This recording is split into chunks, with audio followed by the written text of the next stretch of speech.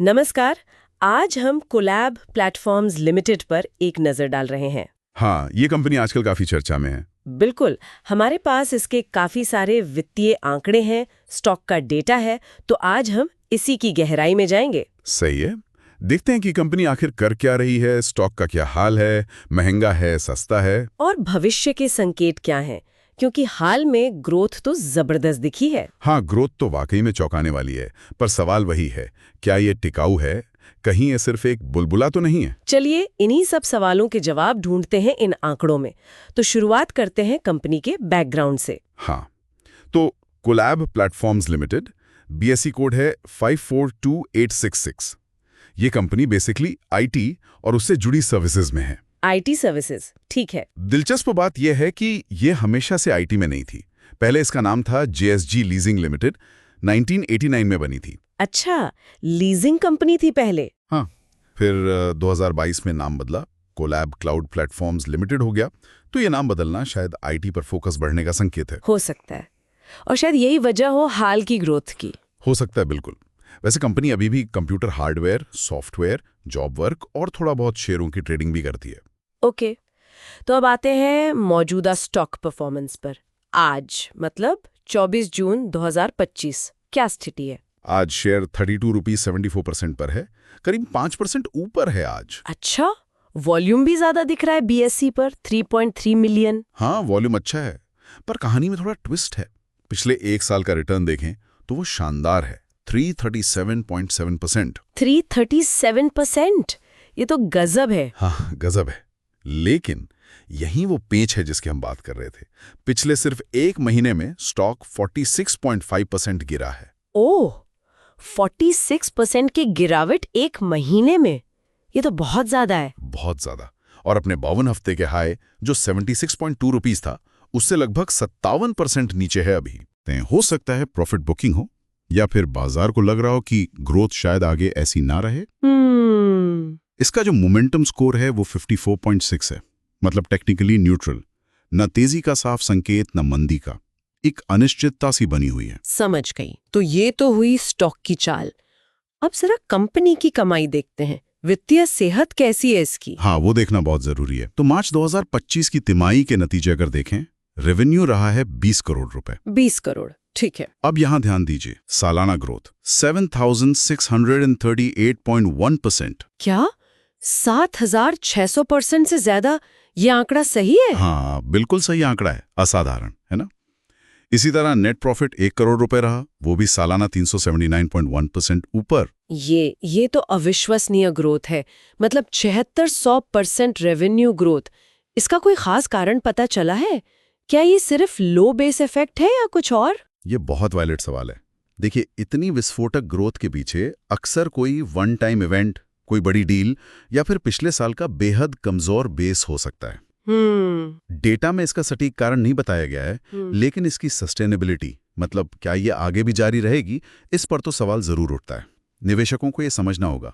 सही कहा, ये जानना बहुत जरूरी है कि ये वन ऑफ है या नई नॉर्मल। अच्छा, अब आते हैं मूल्यांकन पर।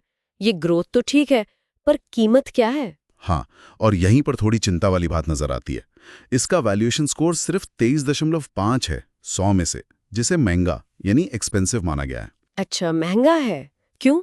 पी रेशो कैसा है? पीई रेशो यानी प्राइस टू अर्निंग्स, वो है 233.3।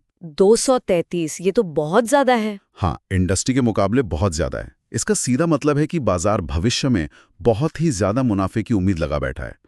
अगर वो उम्मीद पूरी नहीं हुई तो रिस्क बढ़ जाता है। और बाकी मैट्रिक्स जैसे प्राइस टू बुक रेशियो भी 29.4 पर है। ये भी दिखाता है कि स्टॉक अपनी असल बुक वैल्यू से करीब 30 गुना महंगा ट्रेड कर रहा है। हो, और पीज रेशियो, वो भी जरूरी होता है ना ग्रोथ स्टॉक्स के लिए? बिल्कुल।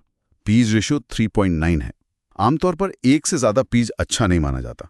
3.9 तो काफी ज्यादा है।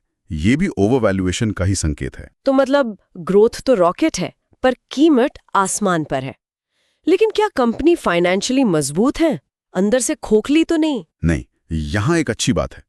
इसका ड्यूरेबिलिटी स्कोर 65.0 है 100 में से। इसे हाई माना जाता है। अच्छा, ड्यूरेबिलिटी हाई है। हाँ, ये दिखाता है कि कंपनी की वित्तीय स्थिरता जैसे कर्ज का लेवल, कमाई की स्थिरता, वो ठीक है। तो बुनियादी तौर पर कंपनी ठीक लग रही है, भले ही वैल्यूएशन ज्यादा हो। मार्केट कैप कितना है इसका? मार्केट कैप करीब 677.9 करोड़ रुपया है, और वो टीटीएम यानी पिछले 12 महीनों की रेवेन्यू ग्रोथ वो 4254.6% है। फिर से वही विस्फोटक आंकड़ा। एक और चीज मैंने नोट की थी, इंस्टीट्यूशनल होल्डिंग 0 है, मतलब बड़े फंड्स ने पैसा नहीं लगाया है। सही पकड़ा आपने, 0 इंस्टीट्यूशनल होल्डिंग। इसका मतलब है कि बड़े निवेशक जैसे म्यूचुअल फंड या FIAs वो इससे दूर हैं। क्यों? अक्सर ऐसा छोटी कंपनियों या ज्यादा रिस्की मानी जाने वाली कंपनियों के साथ होता है। यह दिखाता है कि बड़े प्रोफेशनल निवेशक शायद अभी इस पर दांव लगाने से हिचक रहे हैं। ये भी एक सोचने वाली बात है। तो फिर एनालिस्ट्स क्या कह रहे हैं, उनकी क्या राय है? एनालिस्ट्स ने इसे एक्सपेंसिव परफॉर्मर का टैग दिया है। एक्सपेंसिव परफॉर्मर मतलब कि महंगा तो है पर परफॉर्म कर रहा है। क्वालिटी ठीक है पर प्रदर्शन मीडियम। चेकलिस्ट पास रेट भी 56.5% है, 13 पॉजिटिव 10 नेगेटिव। लेकिन कोई प्राइस टारगेट दिया है क्या उन्होंने? नहीं, और यही एक और चिंता की बात है, कोई स्पष्ट प्राइस टारगेट उपलब्ध नहीं है। इससे निवेशकों के लिए अनिश्चितता और बढ़ जाती है। और मैनेजमेंट कौन है इसके पीछे? मैनेजमेंट में कुछ मुख्य नाम हैं। चेतन शाह CFO हैं, पुनीत सिंह चंडोक MD हैं, Mukesh Yadav chairman non executive और अमरदीप सिंह एग्जीक्यूटिव डायरेक्टर हैं। ठीक है। जाहिर है इस तरह की ग्रोथ और बदलाव को संभालने के लिए एक सक्षम टीम तो चाहिए ही होगी। बिल्कुल। तो अगर हम सब कुछ समेटें, एक तरफ तो कोलैब प्लेटफॉर्म्स ने हाल में अविश्वसनीय मतलब लगभग यकीन न होने वाली रेवेन्यू और प्रॉफिट ग्रोथ दिखाई है। हाँ, वो आंकड़े तो बेहद प्रभावशाली हैं। लेकिन दूसरी तरफ स्टॉक का वैल्यूएशन बहुत ज्यादा है। PE, PB, PEG सब आसमान पर। ये इसे महंगा और जोखिम भरा बना देता है। सही। और पिछले साल के जबरदस्त रिटर्न के बावजूद हाल की तेज गिरावट, neutral momentum score, 0 institutional holding और एनालिस्ट टारगेट का ना होना, ये सब खतरे की घंटी बजाते हैं। हाँ, सावधानी बरतने का संकेत तो है।